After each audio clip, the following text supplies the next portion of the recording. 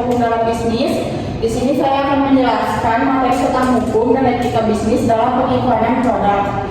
Nah, sebelumnya kalian pasti udah gak asing dong sama apa itu iklan ya? Ya, apalagi kayak kalau misalnya kalian itu lagi scroll apa gitu kayak sosmed atau lagi nonton kan pasti ada iklan yang lewat ya, yang lumayan mengganggu sih sebenarnya, tapi itu adalah informasi. Nah, di sini aku mau ngejelasin kalau periklanan itu ada pengertiannya. Nah, apa sih periklanan itu? Nah, periklanan adalah teknik dan praktik yang digunakan untuk membawa produk, layanan, hingga opini kepada publik dengan tujuan untuk mengajak atau memujuk kita agar dapat meresponnya dengan syarat tertentu terhadap apa yang diiklankan. Nah, di sini juga ada menurut para ahli ya. Di sini aku mengambil satu dari Van Tono. Beliau mengatakan bahwa iklan adalah bentuk komunikasi tidak langsung yang didasari pada informasi tentang keunggulan atau keuntungan suatu produk yang disusun sedemikian rupa sehingga menimbulkan rasa menyenangkan yang akan mengubah pikiran seseorang untuk melakukan pembelian. Nah, di sini selanjutnya iklan juga tuh ada tujuannya. Nah, di sini kebetulan iklan itu tujuannya ada 3 ya. Yang pertama itu ada menginformasikan. Nah, menginformasikan di sini tuh maksudnya dia tuh kayak si pembuat iklan tuh ngasih tahu kalau misalnya produk itu kayak gimana, kayak spesifik bahannya kayak gimana atau harganya berapa. Nah, yang kedua di sini juga ada membujuk maksudnya di sini tuh biar gimana kita yang melihat iklannya tuh biar tertarik gitu sama produk yang lagi diiklanin. Nah, kalau misalnya yang ketiga ini ada mengingatkan di sini tuh lebih ke perusahaan tersebut yang bikin iklannya tuh kayak ngingetin kita buat yang melihat iklannya tuh ingat gitu sama produk tersebut tuh masih ada gitu, kayak masih diiklanin. Nah, selanjutnya di sini ada juga ya fungsi dari periklanan. Kebetulan di sini juga ada 2 fungsinya. Yang pertama itu ada informatif. Iklan tentang produk baru biasanya mempunyai informasi yang lebih kuat. Misalnya itu kayak tempat pariwisata, terus tuh kayak iklan tentang harga makanan atau kayak produk-produk yang ada di swalayan. Nah, yang kedua di sini ada juga persuasif. Iklan persuasif itu adalah iklan tentang produk yang ada banyak mereknya yang akan memiliki unsur persuasif yang lebih menonjol. Biasanya itu kan kalau misalnya ada mereknya itu lebih ke kayak handphone ya, atau kayak baju mungkin. Terus kayak misalnya barang-barang rumah tangga atau apapun kan pasti banyak kan mereknya gitu. Nah, itu biasanya lebih menonjol. Di sini juga ada etika moral iklan. Di sini ada menurut Martens dalam Madonna, etika moral iklan itu ada 3. Yang pertama itu ada etika dalam menilai dan norma moral yang dipakai oleh seseorang atau suatu kelompok sebagai pegangan bagi tingkah laku mereka. Lalu yang kedua itu ada etika dimaksudkan sebagai kumpulan prinsip dan nilai moral yang mengatur perilaku suatu kelompok, khususnya suatu profesi atau sering disebut dengan kode etik. Lalu yang terakhir itu ada etika mempunyai ilmu. Di sini etika diartikan sebagai ilmu tentang apa yang baik dan apa yang buruk tentang hal yang harus dilakukan. Di sini juga aku nyimpulin kalau bahwa etika merupakan standar moral yang mengatur perilaku bagaimana kita bertindak dan mengharapkan orang lain bertindak.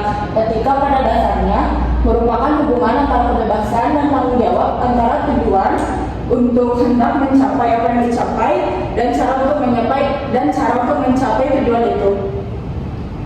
Nah, di sini juga selanjutnya ada pengertian etika bisnis. Pengertian etika bisnis ini ada seperangkat norma dan nilai-nilai moral secara umum yang perlu diterapkan sebagai dasar pertimbangan dalam segala proses pengambilan keputusan. Terus mempertimbangkan konsekuensi serta ekonomi dari berbagai keputusan dan tindakan yang hendak dilakukan. Terus yang terakhir ada etika bisnis adalah hal yang perlu diterapkan saat perusahaan beroperasi serta berinteraksi. Nah, di sini juga ada undang-undangnya tentang periklanan. Kita ada 3. Yang pertama itu ada nomor 8 tahun 1999 tentang perlindungan konsumen. Undang-undang ini melarang praktik iklan yang menipu seperti memberikan informasi yang salah atau tidak akurat mengenai produk. Terus yang kedua ada nomor 21 tahun 1982. Itu ada di pasal 2 angka 2, merumuskan iklan sebagai usaha jasa yang menghubungkan produsen barang atau jasa dengan kebutuhan konsumen dan nilai pihak menghubungkan pencetus gagasan dengan penerima gagasan. Terus yang terakhir ada di nomor 5 tahun 1959. Isinya mengatur larangan praktik monopoli dan persaingan usaha tidak sehat yang juga mencakup aspek etika bisnis. Nah, di sini juga ada dampak dari etika periklanan terhadap konsumen. Di sini ada 5. Yang pertama ada persepsi konsumen melalui iklan yang konsisten berfokus pada nilai-nilai produk. Terus yang kedua ada keputusan pembelian, iklan yang persuasif dan informatif mampu memberikan informasi tentang keunggulan produk. Terus yang ketiga ada sikap konsumen, periklanan dapat mempengaruhi sikap konsumen baik secara positif maupun negatif tergantung pada jenis iklan yang ditampilkan. Terus yang keempat ada keberlanjutan, di sini etika periklanan juga dapat mempengaruhi keberlanjutan konsumen. Dan yang terakhir ada kesejahteraan, periklanan dapat mempengaruhi kesejahteraan konsumen secara langsung atau tidak langsung. Nah, di sini udah sampai di kesimpulannya. Kesimpulan dari penjelasan yang sebelumnya, di sini ada periklanan di Indonesia harus memperhatikan etika hukum dan undang-undang yang berlaku. Hal ini mencakup mempertimbangkan reaksi kritis masyarakat dan estetika dalam setiap iklan. Perusahaan harus memprioritaskan hak-hak konsumen dan dampak iklan tersebut. Oleh karena itu, menjaga etika dalam periklanan sangat penting untuk menciptakan citra positif dan mendidik masyarakat. Lembaga berwenang juga dituntut untuk selektif menampilkan iklan sesuai peraturan dan mengawasi konten iklan. Nah, jadi dari penjelasan sebelumnya, kalau iklan itu berarti gak semata-mata dibuat dengan itu aja ya. Berarti kan ada undang-undangnya juga, terus ada ada etika-etikanya, dan juga ada dampak yang buruknya lah kalau misalnya iklan tersebut kayak dibuatnya secara cuma-cuma. Nah, dari penjelasan sebelumnya, ada yang mau bertanya dulu gak nih? Boleh deh 2. Boleh Dinara mau nanya apa? Aku Dinara, izin bertanya, kalau ada iklan yang berhasil bikin kita tertarik, terus kita beli produk itu, nah tapi pas nyampe itu ternyata barangnya nggak sesuai, itu gimana ya? Di sini aku mau langsung jawab aja ya. Nah, kalau misalnya dari ada kejadian kayak gitu, ini kita balik lagi di undang-undang. Nah, kalau misalnya ada kejadian kayak gitu, kita pasti bisa ngambil kayak lewat hukumnya, karena ini udah jelas ada di Undang-Undang Nomor 8 Tahun 99 tentang perlindungan konsumen. Nah, maksudnya tuh di sini, jadi kalau misalnya kita nerima barang atau menerima sesuatu tapi gak sesuai dengan apa yang diiklanin, itu kita bisa kayak ngasih hukuman gitu ya sama yang jualnya. Kayak dia nanti bakal kena sanksi, atau gak mungkin nanti dia bakal bayar kayak konsekuensi yang harus dia bayar gitu. Terus kayak mungkin bisa aja usaha yang dia lakuin itu bisa jadi kayak dijerat gitu loh, secara selamanya mungkin ya. Nah, mungkin dari itu jawabannya apa kurang? Cukup dulu, makasih ya Allah. Sama kayak selanjutnya, kayak Merita mau nanya apa? Aku Merita mau nanya, menurut kamu apa sih perbedaan antara periklanan yang sah dan tidak sah? Terima kasih ya pertanyaannya. Di sini sebenarnya ada perbedaan yang cukup signifikannya kalau misalnya dari periklanan yang sah atau nggak sah. Yang jelas kalau misalnya periklanan yang sah tuh dia kan pasti ada izinnya lembaga wewenang atau hak yang udah dia dapatin dari lembaga-lembaga tertentu. Terus dia pasti mematuhi peraturan juga ya sebelum dia bikin iklan tersebut. Nah, terus dia juga pasti kayak menghormati lah hak-hak dari konsumen. Terus dia juga memenuhi standar kalau misalnya sebelum dia buat iklan tuh emang dia dibuat secara sebenar-benarnya. Berbanding terbalik sama orang yang dia bikin iklan tapi gak satu, berarti kebalikannya dari iklan yang tadi ya. Kayak dia pasti merugikan konsumen, terus dia nggak taat dari peraturan, terus dia juga gak punya izin atau gak punya hak gitu kalau misalnya dia bikin iklan. Terus dia juga pasti iklannya mengandung sara, terus kayak apa yang dia iklan itu pasti ilegal. Kayak mungkin iklan judi online ya, kalian juga pasti udah sering lihat ya, itu kan kayak terlarang juga ya. Terus kayak iklan-iklan yang emang gak bermoral, itu adalah iklan-iklan yang gak sah. Nah, di sini kalau misalnya iklan yang kayak gitu tuh kemasuknya iklan yang melanggar hak cipta. Nah, karena kalau misalnya iklan kayak gitu dia juga nanti bakal kena sanksi kayak denda administrasi, pencabutan izin, ganti rugi, pidana penjara atau pemberhentian sementara atau permanen.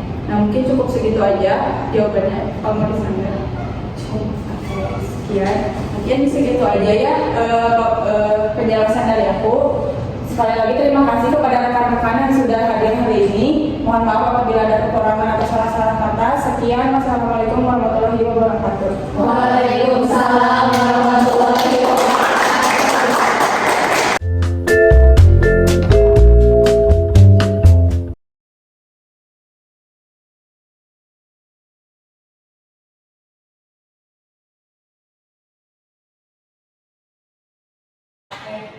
Assalamualaikum warahmatullahi wabarakatuh. Waalaikumsalam warahmatullahi wabarakatuh. Perkenalkan, nama saya Fani. Di sini saya akan mempresentasikan tentang hukum dan etika bisnis dalam pengiklanan produk. Yang pertama ada pengertian periklanan. Periklanan adalah teknik dan praktik yang digunakan untuk membawa produk, layanan hingga opini kepada publik dengan tujuan untuk mengajak atau membujuk publik agar dapat meresponsnya dengan cara tertentu terhadap apa yang diiklankan. Pengertian periklanan menurut Fani Ciptono mengatakan bahwa iklan adalah bentuk komunikasi tidak langsung yang didasari pada informasi tentang keunggulan atau keuntungan suatu produk yang disusun sedemikian rupa sehingga menimbulkan rasa menyenangkan yang akan mengubah pikiran seseorang untuk melakukan pembelian. Lalu ada tujuan periklanan. Yang pertama itu ada menginformasikan. Periklanan ditunjukkan untuk menginformasikan baik itu mengenai produk atau layanan yang dimiliki perusahaan, ketersediaannya, harga, fitur, kualitasnya seperti apa, dan keuntungannya dari membeli atau menggunakan produk atau layanan ini apa. Lalu ada yang kedua itu ada membujuk. Perusahaan dapat menggunakan iklan untuk memberitahu pelanggannya bahwa produk atau layanan yang mereka miliki affordable dan meyakinkan pembeli untuk membelinya dengan menyampaikan berbagai keunggulan kompetitif yang ditawarkan. Lalu ada fungsi periklanan. Periklanan mempunyai dua fungsi, yaitu fungsi informatif dan fungsi persuasif. Iklan tentang produk baru biasanya mempunyai informasi yang kuat, misalnya tentang tempat pariwisata dan iklan tentang harga makanan di toko swalayan. Sedangkan iklan tentang produk yang ada banyak mereknya akan memiliki unsur persuasif yang lebih menonjol, seperti iklan tentang pakaian bermerek dan rumah. Lalu ada etika moral iklan. Bartels membedakan kata etika dalam 3 pengertian. Yang pertama itu ada etika adalah nilai dan norma moral yang dipakai oleh seseorang atau suatu kelompok sebagai pegangan bagi perilaku mereka. Yang kedua itu ada etika yang dimaksudkan sebagai kumpulan prinsip dan nilai moral yang mengatur perilaku suatu kelompok, khususnya suatu profesi atau sering disebut dengan kode etik. Yang ketiga itu etika mempunyai arti ilmu. Di sini etika diartikan sebagai ilmu tentang apa yang baik dan apa yang buruk tentang hal yang harus dilakukan. Lalu ada pengertian etika bisnis. Etika bisnis adalah seperangkat norma dan nilai-nilai moral secara umum yang perlu diterapkan sebagai dasar pertimbangan dalam segala proses pengambilan keputusan di perusahaan. Dalam hal ini, etika bisnis akan mempertimbangkan konsekuensi sosial, lingkungan, seperti ekonomi dari berbagai keputusan dan tindakan yang hendak dilakukan. Lebih lanjut, etika bisnis adalah hal yang perlu diterapkan saat perusahaan beroperasi serta berinteraksi dengan karyawan, pelanggan, mitra, hingga masyarakat umum. Lalu ada undang-undang tentang periklanan. Yang pertama itu ada Undang-Undang Nomor 21 Tahun 1982 Pasal 2 Angka 2 merumuskan iklan sebagai usaha jasa yang di satu pihak menghubungkan produsen barang dan jasa dengan kebutuhan konsumen, dan lainnya pihak menghubungkan pencetus gagasan dengan penerima gagasan. Yang kedua ada Undang-Undang Nomor 8 Tahun 1999 tentang perlindungan konsumen. Undang-undang ini melarang praktik iklan yang menipu seperti memberikan informasi yang salah atau tidak akurat mengenai produk. Yang ketiga ada Undang-Undang Nomor 5 Tahun 1999 mengatur larangan praktik monopoli dan persaingan usaha tidak sehat yang juga mencakup aspek etika bisnis. Lalu ada sanksi pelanggaran. Yang pertama itu ada sanksi administratif. Ada peringatan tertulis dari Kementerian Perdagangan atau Badan Pengusaha Obat dan Makanan (BPOM). Lalu ada pencabutan izin edar produk. Lalu ada denda maksimal 2 miliar. Yang kedua itu ada sanksi pidana. Yang pertama itu dipidana penjara maksimal 5 tahun dan denda maksimal 10 miliar untuk pelanggaran undang-undang perlindungan konsumen. Lalu ada pidana penjara maksimal 10 tahun dan denda maksimal 20 miliar untuk pelanggaran undang-undang kesehatan. Lalu ada pidana penjara maksimal 2 tahun dengan denda maksimal 1 miliar untuk pelanggaran undang-undang periklanan. Yang ketiga itu ada sanksi perdata. Di dalamnya itu ada ganti rugi kepada konsumen yang dirugikan, pemulihan reputasi konsumen, terus ada pembayaran biaya pengacara. Ya, sekian. Apakah ada yang ingin ditanyakan? Ya, boleh Nadia. Apa sih peran BPOM buat memastikan di produk kesehatan? Oke, sebentar ya, saya tahu dulu pertanyaannya. Ya, boleh Claudia.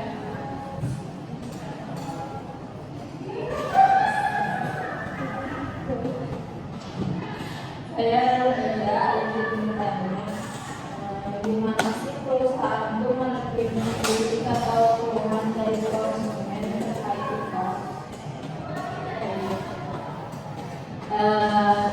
Saya akan menjawab pertanyaan dari Nadia ya. Tadi kan pertanyaannya apa peran Badan Pengawasan Obat dan Makanan atau BPOM dalam mengatur iklan produk kesehatan.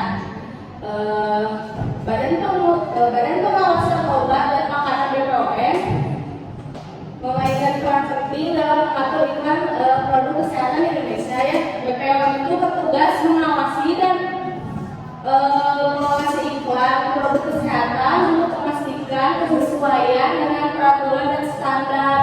Sebelum iklan dipublikasikan, BPOM memberikan izin dan memeriksa kesesuaian dengan Undang-Undang Nomor 36 Tahun 2009 tentang kesehatan dan Peraturan Pemerintah Nomor 51 Tahun 2009 tentang obat dan makanan. BPOM juga menguji klaim produk kesehatan untuk memastikan kebenarannya dan memantau kualitas produk. Ya. Lalu saya akan menjawab pertanyaan dari Claudia yang pertanyaannya, bagaimana perusahaan harus menghadapi kritik dan keluhan konsumen terkait iklan? Untuk menghadapi kritik dan keluhan konsumen itu perusahaan harus bertindak cepat dan profesional. Langkah pertama adalah menanggapi kritik atau keluhan secara cepat dan menegakkan masalah konsumen secara aktif. Jika perusahaan salah, akui kesalahan dan minta maaf. Terus lakukan investigasi untuk menemukan penyebab masalah dan tawarkan solusi yang memuaskan. Pastikan komunikasi transparan dan profesional. Terus perusahaan juga harus meninjau kembali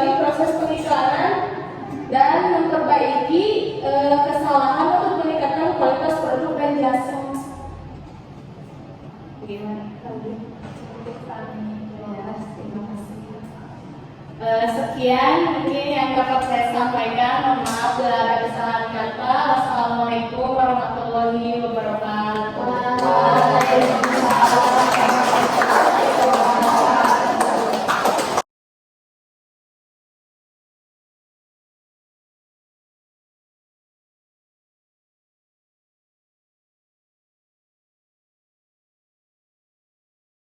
Assalamualaikum warahmatullahi wabarakatuh. Waalaikumsalam warahmatullahi wabarakatuh.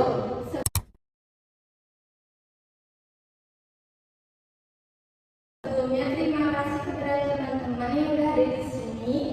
Saya Mutia Amalia akan memenuhi tugas aspek hukum dalam bisnis yang berjudul Hukum dan Etika Bisnis dalam Pengiklanan Produk.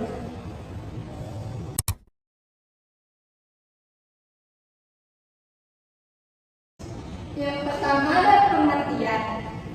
Periklanan adalah teknik dan praktik yang digunakan untuk membawa produk, layanan, hingga opini kepada publik dengan tujuan untuk mengajak atau membujuk publik agar dapat meresponnya dengan cara tertentu terhadap apa yang diiklankan.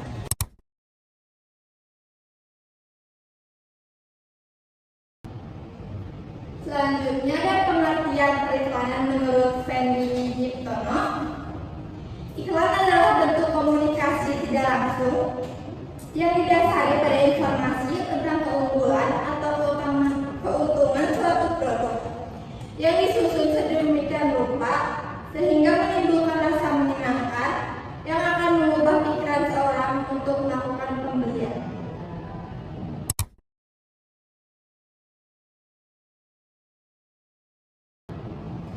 Selanjutnya ada tujuan periklanan. Yang pertama itu menginformasikan. Periklanan seringkali ditujukan untuk menginformasikan, baik itu mengenai produk atau layanan yang dimiliki perusahaan. Yang kedua, membujuk.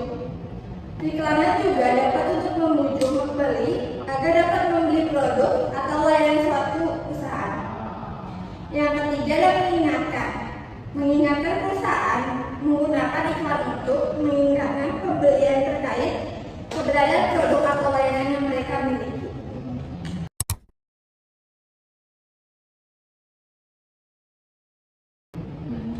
Selanjutnya adalah fungsi periklanan. Periklanan mempunyai dua fungsi, yaitu fungsi informatif dan fungsi persuasif. Tetapi pada kenyataannya tidak ada iklan yang semata-mata informatif dan tidak ada iklan yang semata-mata persuasif. Iklan tentang produk baru biasanya mempunyai informasi yang kuat, misalnya tentang tempat pariwisata dan iklan tentang harga makanan untuk swalayan. Sedangkan iklan tentang produk yang ada banyak mereknya akan memiliki unsur persuasif yang lebih menonjol, seperti iklan tentang pakaian bermerek dan rumah.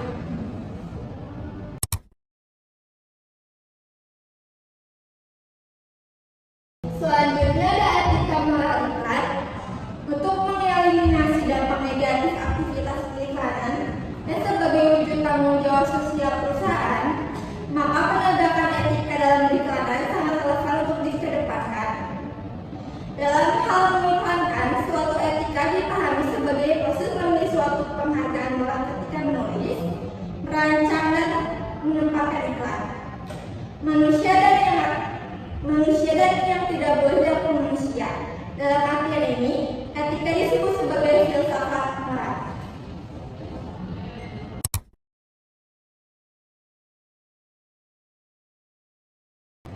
Selanjutnya ada etika bisnis. Etika bisnis adalah seperangkat lemah dari nilai-nilai moral secara umum yang perlu diterapkan sebagai dasar pertimbangan dalam segala proses pengambilan keputusan di perusahaan. Dalam hal ini, etika bisnis akan mempertimbangkan konsekuensi sosial, lingkungan, serta ekonomi dari berbagai keputusan dan tindakan yang hendak dilakukan. Etika bisnis adalah hal yang perlu diterapkan saat perusahaan beroperasi, serta berinteraksi dengan karyawan, pelanggan, mitra, hingga masyarakat umum.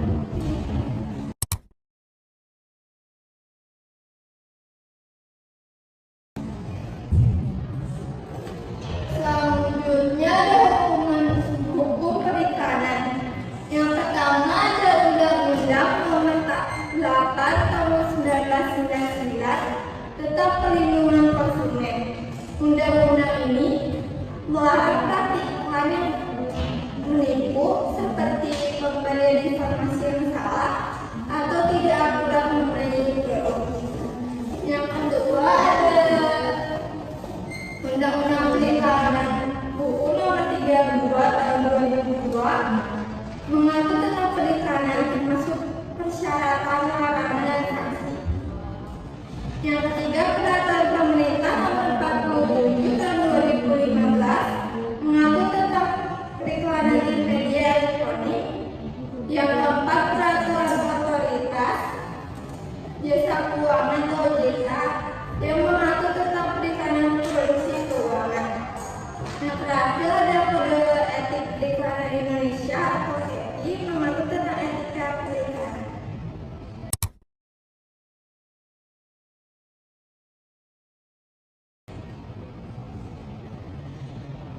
Yang terakhir itu ada dampak etika perikanan terhadap konsumen. Yang pertama, pengaruh persepsi konsumen. Melalui iklan yang konsisten, perusahaan dapat mempengaruhi persepsi konsumen tentang nilai produk mereka. Yang kedua, pengaruh keputusan pembelian. Konsumen cenderung memilih produk yang memiliki pesan kuat dan relevan dengan kebutuhan mereka. Yang ketiga, pengaruh sikap konsumen. Periklanan dapat mempengaruhi sikap konsumen baik secara positif maupun negatif, tergantung pada jenis iklan yang ditampilkan. Yang keempat, pengaruh keberlanjutan. Misalnya, konsumen yang menghargai praktik etis periklanan mungkin akan merekomendasikan produk-produk tersebut pada orang lain. Yang terakhir ada pengaruh pada kesejahteraan. Misalnya, iklan yang menampilkan produk tidak etis dapat menyebabkan konsumen merasa tidak nyaman setelah membeli produk tersebut.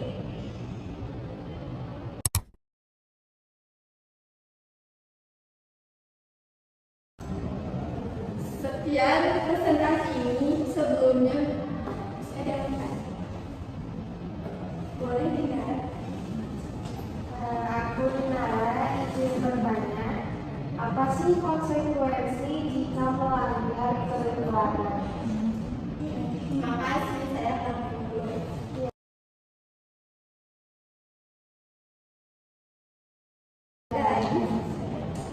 Ya, Daud.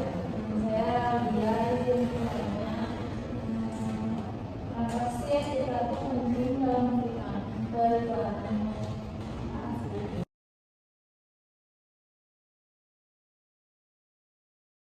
Ya, terima kasih buat pertanyaannya. Izin menjawab. Jadi, yang pertama, apa konsekuensi jika pelanggaran etika periklanan? Jadi, bagi pelaku usaha yang melanggar ketentuan periklanan dapat dikenakan sanksi pidana, denda, atau sanksi administratif. Dan pelanggar etika periklanan juga tidak dapat dipercaya oleh konsumen. Dan konsumen yang merasa dirugikan dapat melaporkan pelaku usaha yang bersangkutan ke kepolisian setempat.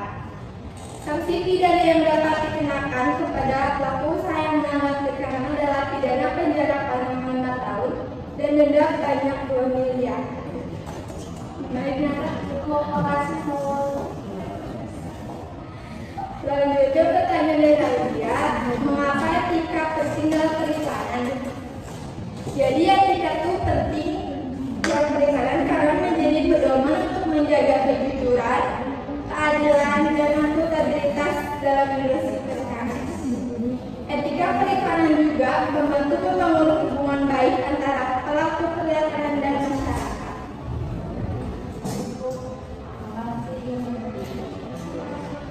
Sekian presentasi hari ini. Mohon maaf bila ada kekurangan.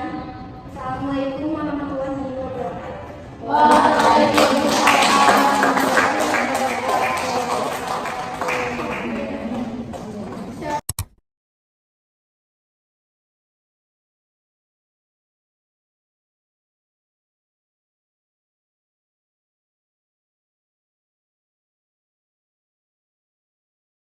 Assalamualaikum warahmatullahi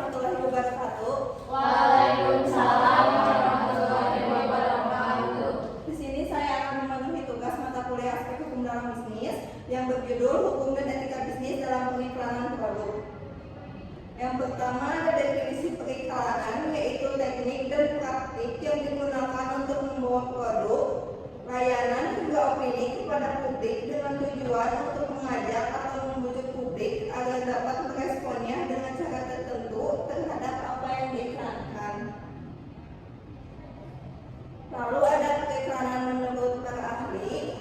Yang pertama ada Panji Ciptono, yaitu suatu bentuk komunikasi tidak langsung yang didasarkan pada kelebihan serta kekurangan. Penataan bentuk komunikasi tersebut ditujukan untuk menciptakan perasaan senang dan mampu membuat orang berubah pikiran agar melakukan pembelian. Lalu yang kedua ada Frank Jenkins, yaitu pesan penjualan paling persuasif dengan biaya paling ekonomis ditujukan kepada calon konsumen yang paling potensial atas produk, barang, atau jasa tertentu. Lalu ada 6 tujuan iklan. Yang pertama yaitu memasarkan sebuah produk atau jasa. Iklan dibuat untuk memasarkan sebuah produk. Melalui iklan, perusahaan akan mencoba membiasakan pelanggan dengan produk perusahaan tersebut. Lalu yang kedua, memberikan informasi. Melalui iklan akan tercipta kesadaran produk, layanan, merek, atau ide. Tujuan iklan adalah untuk memberikan informasi mengenai produk atau jasa tersebut. Lalu yang ketiga yaitu membujuk konsumen. Iklan ditunjukkan untuk membuat konsumennya agar konsumennya mau membeli merek atau brand tertentu berdasarkan iklan tersebut. Lalu yang keempat, membangun citra perusahaan. Melalui iklan, perusahaan tidak hanya memasarkan produk atau jasanya, namun perusahaan ikut mengembangkan namanya sendiri. Melalui iklan, produk sekaligus perusahaannya akan dikenal di khalayak umum atau masyarakat luas.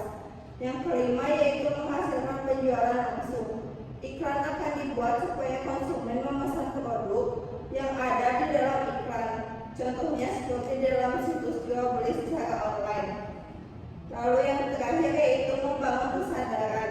Kesadaran mengenai merek menjadi lebih penting ketika beberapa merek memutuskan untuk bersaing satu dengan yang lain. Lalu ada fungsi periklanan. Yang pertama, fungsi informatif.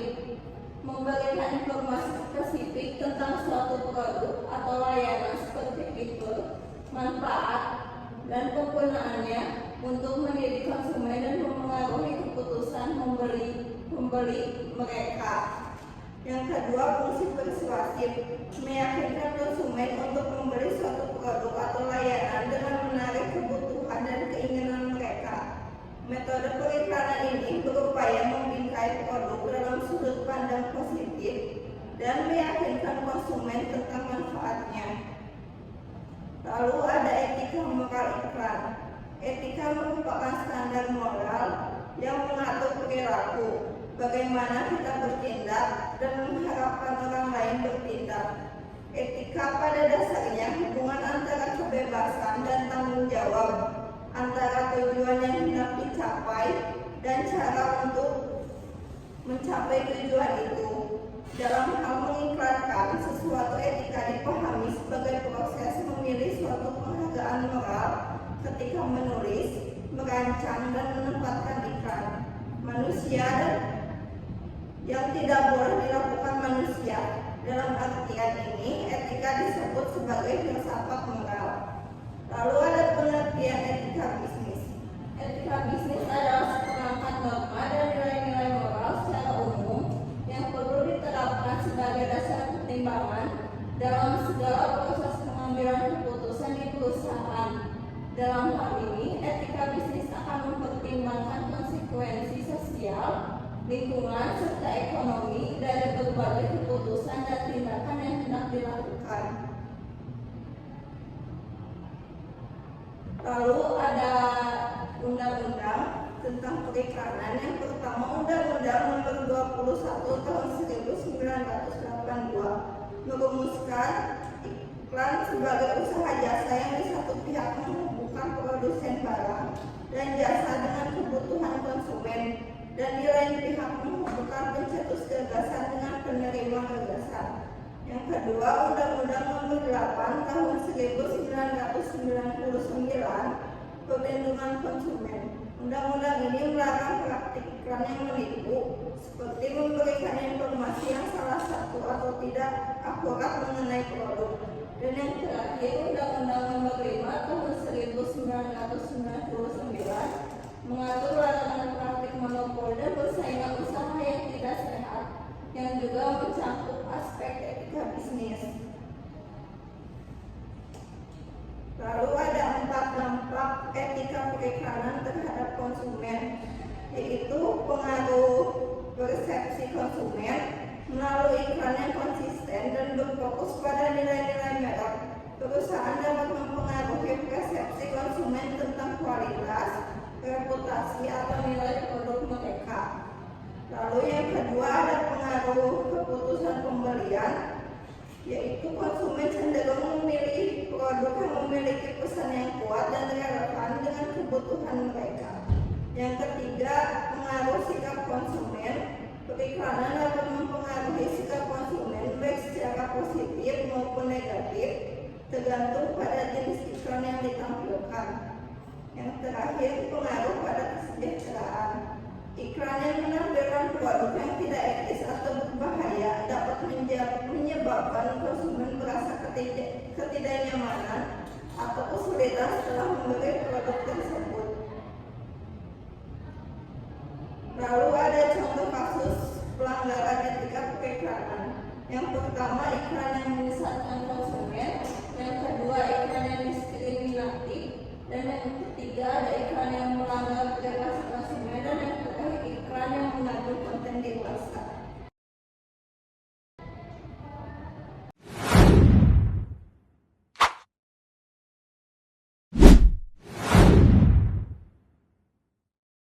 Apakah ada yang mau ditanyakan? Ya, Indah. Saya ingin bertanya, apa sih konsekuensi pelanggaran etika periklanan terhadap reputasi perusahaan? Jawab pertanyaannya, apa konsekuensi pelanggaran etika periklanan terhadap reputasi perusahaan? Pelanggaran etika periklanan dapat memiliki konsekuensi serius terhadap reputasi perusahaan. Dalam jangka pendek, pelanggaran ini dapat menyebabkan kehilangan kepercayaan konsumen, pengurangan penjualan, kerusuhan publik, dan sanksi hukum seperti denda atau pencabutan izin. Lalu ada dalam jangka panjangnya, pelanggaran etika periklanan dapat merusak reputasi perusahaan secara permanen, membuat perusahaan kehilangan mitra bisnis, menurunkan nilai saham dan kesulitan merekrut karyawan berkualitas. Selain itu, perusahaan juga harus mengeluarkan biaya untuk memulihkan reputasi dan memungkinkan kehilangan kesempatan bisnis. Saya Fadli ingin bertanya, bagaimana prosedur pengajuan izin periklanan pada otoritas jasa keuangan? Aku mau menjawab pertanyaannya, bagaimana prosedur pengajuan izin periklanan kepada otoritas jasa keuangan. Pengajuan izin dilakukan dengan mengunjungi situs web OJK untuk mengunduh formulir pengajuan. Isi formulir secara lengkap dan benar.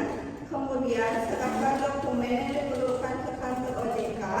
Setelah itu, bayar biaya pengajuan izin periklanan jika ada. Tunggu proses evaluasi dan verifikasi oleh OJK. Jika disetujui, Anda akan menerima surat izin periklanan. Terus ada biayanya juga sebesar 1 juta sampai 5 juta tergantung jenis periklanan. Untuk proses pengajuan memakan waktu sekitar 14 hari kerja. Sekian penjelasan dari saya. Mohon maaf apabila ada kesalahan. Wassalamualaikum warahmatullahi wabarakatuh.